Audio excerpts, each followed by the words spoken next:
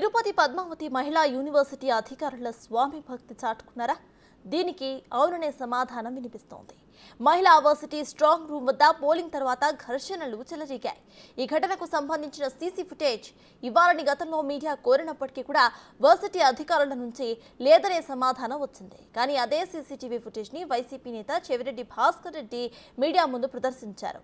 అంతేకాదు, Chandragiri TDP MLA అభ్యర్థి పులివర్తి నానికి వ్యతిరేకంగా ప్రెస్ మీట్ పెట్టిన సమయంలోనే ఆ ఫుటేజ్ ని చూపించారు. అయితే ఆ ఫుటేజ్ యూనివర్సిటీ అధికారులు ఇచ్చారా లేక పోలీసులు ఇచ్చారా అనేది ఇంకా తేలాల్సి ఉంది. ఇక ఎడిటెడ్ వీడియో ఫుటేజ్ కాకుండా మొత్తం సీసీ ఫుటేజ్ ని కూడా బయటకు పెట్టాలని టీడీపీ నేతలు డిమాండ్ చేస్తున్నారు.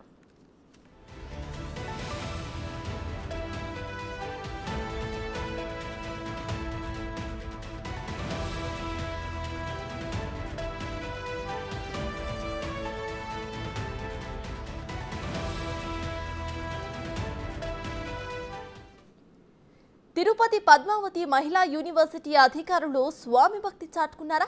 దీనికి అవుననే సమాధానం వినిపిస్తోంది. మహిళా వర్సిటీ స్ట్రాంగ్ రూమ్ వద్ద పోలింగ్ తర్వాత ఘర్షణలు చెలరేగాయి. ఈ ఘటనకు సంబంధించిన సీసీ ఫుటేజ్ ఇవ్వాలని గతంలో మీడియా కోరినప్పటికీ కూడా వర్సిటీ అధికారుల నుంచి లేదనే సమాధానం వచ్చింది. కానీ అదే సీసీటీవీ ఫుటేజ్ ని వైసీపీ నేత చెవిరెడ్డి భాస్కర్ రెడ్డి మీడియా ముందు ప్రదర్శించారు. అంతేకాదు, చంద్రగిరి టీడీపీ ఎమ్మెల్యే అభ్యర్థి పులివర్తి నానికి వ్యతిరేకంగా ప్రెస్ మీట్ పెట్టిన సమయంలోనే ఆ ఫుటేజ్ ని చూపించారు. అయితే ఆ ఫుటేజ్ యూనివర్సిటీ అధికారులు ఇచ్చారా లేక పోలీసులు ఇచ్చారా అనేది తేలాల్సి ఉంది. ఇక ఎడిటెడ్ వీడియో ఫుటేజే కాకుండా మొత్తం సీసీ ఫుటేజ్ ని సైతం బయట పెట్టాలని టీడీపీ నేతలు డిమాండ్ చేస్తున్నారు.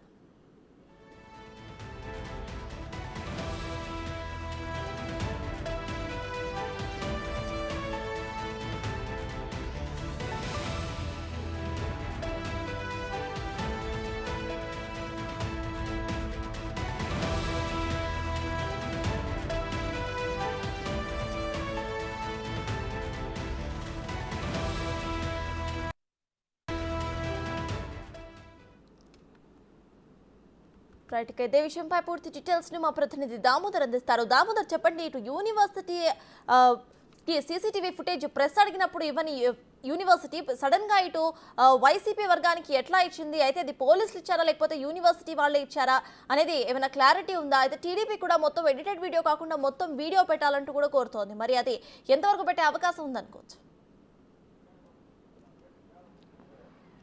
సర్తాజ్, ఏదైతే తెలుగుదేశం పార్టీ అభ్యర్థి పులివర్తి నాని స్ట్రాంగ్ రూమ్ వద్దకు వచ్చిన సమయంలో 14వ తేదీ మధ్యాహ్నం 3 గంటల సమయంలో దాడి జరిగింది. ఆ దాడి తర్వాత పులివర్తి నాని కొంత దూరం నడుచుకుంటూ వెళ్ళాడు.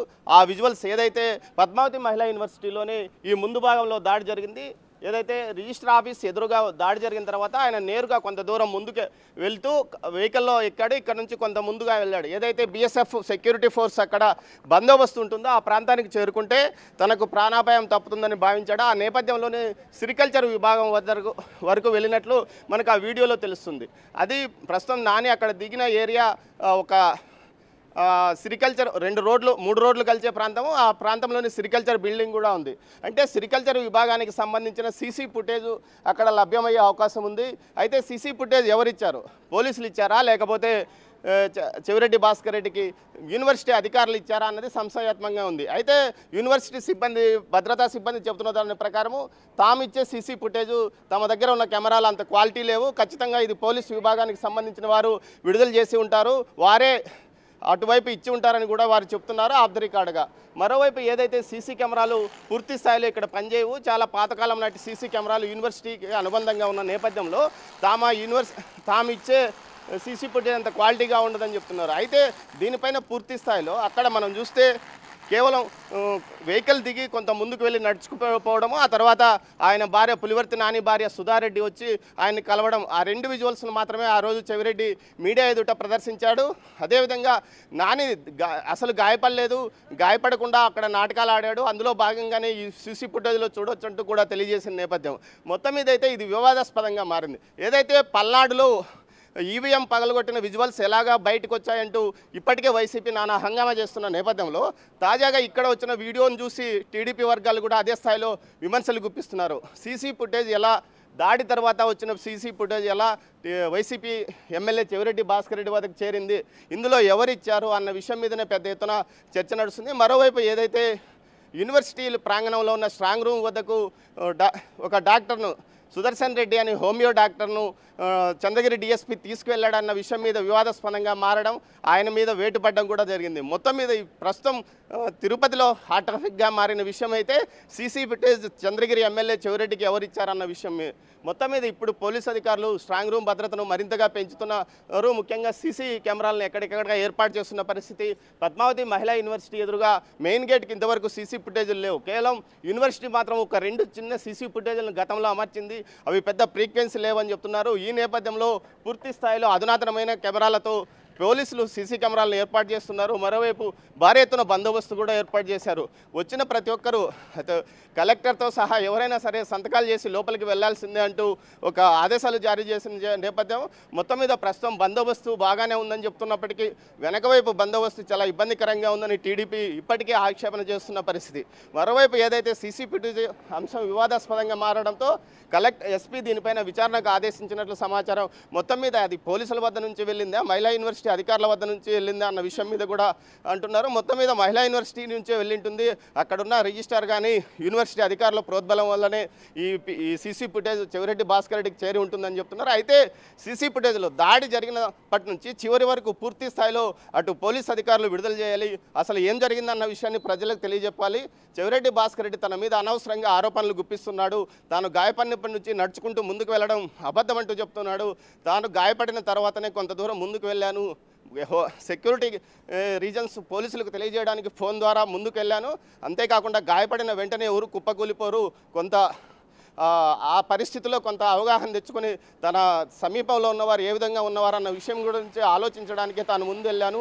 ఇక్కడ జరిగిన విషయం ఉన్నతాధికారులకు పోలీసులకు తెలియజెప్పడానికే ఫోన్ ద్వారా సమాచారం ఇచ్చానని కూడా నాని చెప్తున్నాడు. మొత్తం మీద అయితే ఏదైతే ఇప్పుడు ప్రస్తుతానికి మాత్రం సీసీ ఫుటేజ్ యూనివర్సిటీలో సీసీ ఫుటేజ్ ఎలా లీకేజ్ అయింది, అసలు ఎవరిచ్చారు, వారిపైన చర్యలు తీసుకోవాలంటూ టీడీపీ డిమాండ్ చేస్తున్న పరిస్థితి కనిపిస్తుంది. సర్తాజ్ అయితే దామోదర్ చూస్తే గతంలో ఇదే యూనివర్సిటీ ప్రెస్ కి కూడా ఈ ఫుటేజ్ ఇవ్వడానికి నిరాకరించింది. అయితే ప్రెసెంట్ సీసీటీవీ ఫుటేజ్ ఎలా వచ్చింది అనేది ఒక క్వశ్చన్. అయితే ఈ ఫుటేజ్ ఏదైతే ఉందో అది వైసీపీ నుండి రిలీజ్ అయింది కాబట్టి టీడీపీ ఈసీకి కానివ్వండి లేకపోతే ఎక్కడైనా ఫిర్యాదు చేసే అవకాశం ఉందనుకోవచ్చా?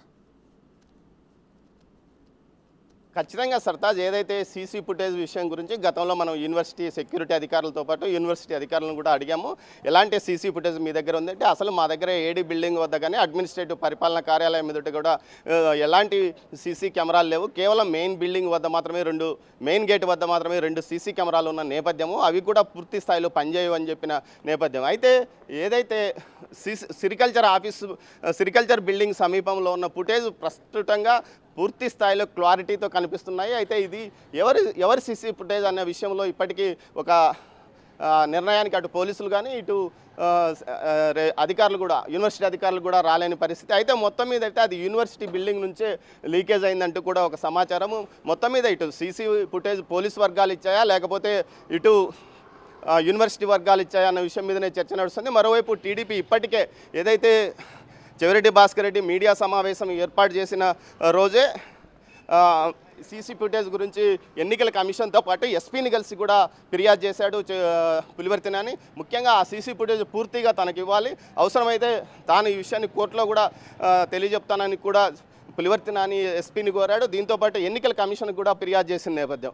మొత్తం మీద అయితే సీసీ ఫుటేజ్ వివాదాస్పదంగా మారింది. ఎవరు సీసీ ఫుటేజ్ ఇచ్చారు, అటు యూనివర్సిటీ అధికారులా లేకపోతే పోలీసులు అయితే ఇప్పటికే డిఎస్పీ మీద వేటుపడిన నేపథ్యంలో చంద్రగిరి డిఎస్పీగా ఇక్కడ నుంచి బదిలీ అయిపోయిన శరత్ రాజ్ కుమార్ ద్వారా బయటకు వెళ్ళిందా లేకపోతే మిగతా అధికారులు స్థానికంగా ఉన్న ఇక్కడ అధికారులు ఎవరైనా ఇచ్చారా లేకపోతే సీసీ కమాండ్ కంట్రోల్ రూమ్లో పనిచేస్తున్న వారు లీక్ చేశారా అన్న విషయం మీదనే ఇప్పుడు దర్యాప్తు కొనసాగుతుంది. మొత్తం మీద అయితే సీసీ ఫుటేజ్ బయటికి రావడం అనేది వివాదంగా మారిందని చెప్పవచ్చు. Sartaj. Right, thank you Damodar.